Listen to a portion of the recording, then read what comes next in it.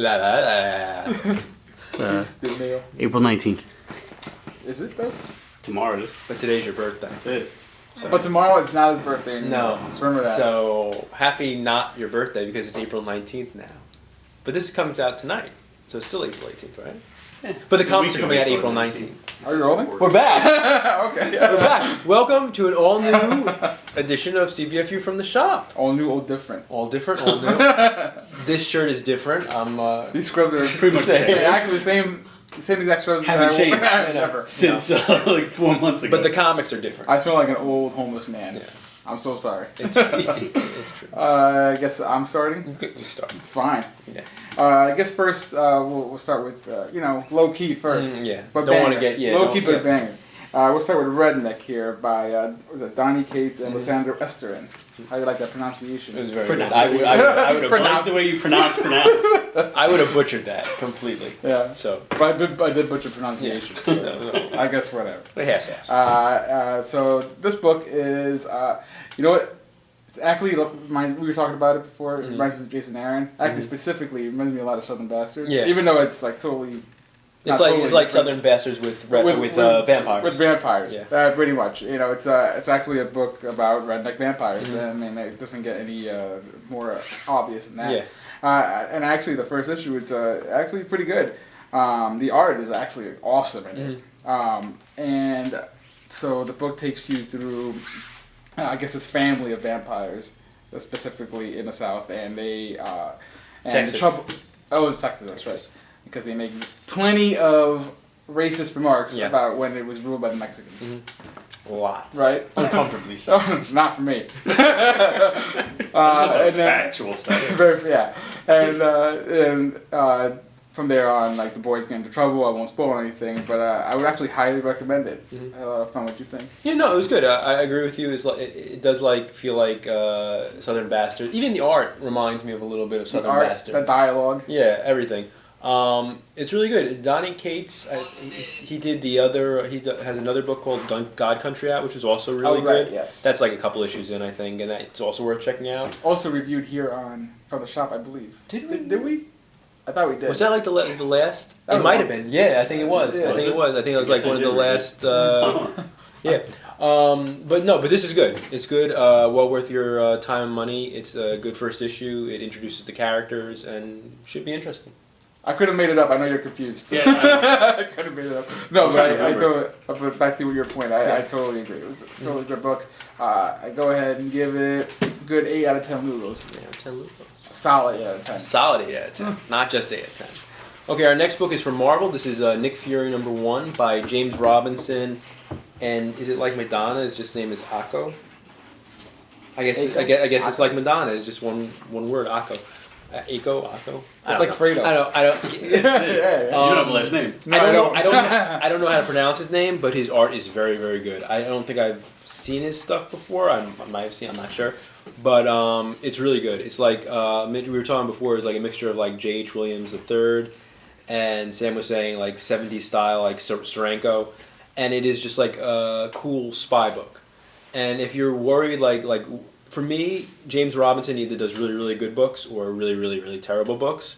And there's like no like in the middle for him. Because there's 2 of them. Yeah, there is. We're playing around with the idea that there are twins, 2 James Robinsons who both like share the writing books. But this is actually a better James Robinson books. As opposed to the drawing books. I speak words. But this is much better than James Robinson's more recent Marvel stuff has been. It's pretty much just a cool 70s spy James Bond in the Marvel Universe book. What I like about it, especially compared to the last book we'll review today, is it's not wordy. Yeah, that's true. But I think what we talked about before was the only issue, and the art's beautiful and the colors are beautiful, and I generally like that kind of style. Is that there is a couple sequences that are like super hard to follow. Yeah. Unless you're Sam, you think you're so cool that you follow him, but whatever. Yeah, no. It's not your birthday anymore, so it doesn't matter. Even the art and the pages that are a little hard to follow are still really, really good. Yeah. But some of the action is hard to follow. Like there's this chase scene between a flying car and this like flying boat, and it's really cool and it looks really good. But I cannot honestly say exactly follow the action from like panel to panel. It's like all over the place. I think towards the end I got it, but like it took me like a second. Yeah. Because especially with all the colors going on, I'm like, whoa, slow down there. But I mean, it's a really great. pretty book. There are 2 books we're going to review this week that are really just like art-wise, just really, really beautiful. This is one of them. Yes. And then you'll review the next one. Well, actually, I dare say all of them were great. Oh yeah. None of them were bad art, but 2 I could like flip through the art like over and over again. Yeah. And I just stare at the pictures, stare at the pretty pictures, and that's it. And especially in this book, you don't have much option because it's really more pictures than words. Yeah. Which is great the dialogue, when you're illiterate, like me. and it's very much easier than the last book we'll review. Oh yes. But it was good. I would definitely recommend it. Fans of Nick Fury, fans of like James Bond kind of things. I would give it a 7 out of 10. Yeah, that's good. It's fair. All right. So I guess we'll get to the reason we're even here today. Right? So I have Batman number 21, which is the start of the Button arc, written by Tom King and art by Jason Fabok.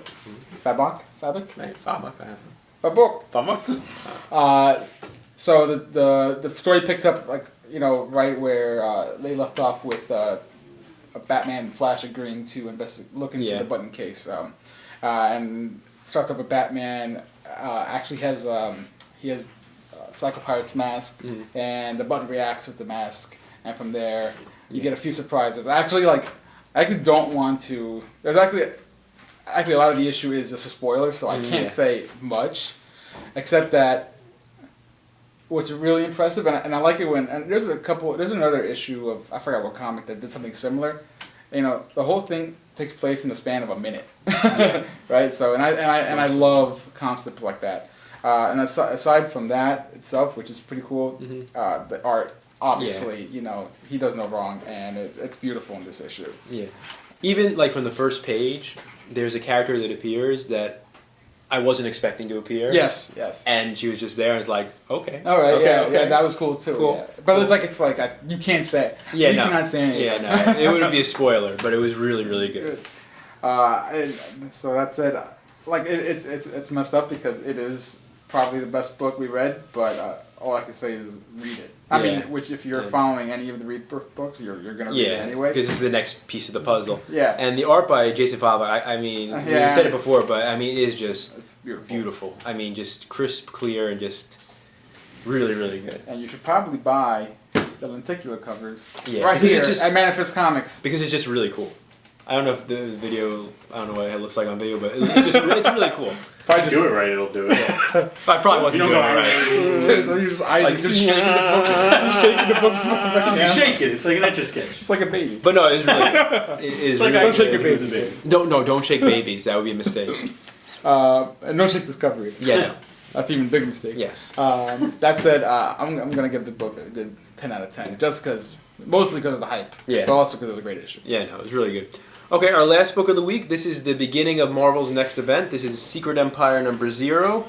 Cap is fully revealed as Hydra, as shown on this very nice cover. 0.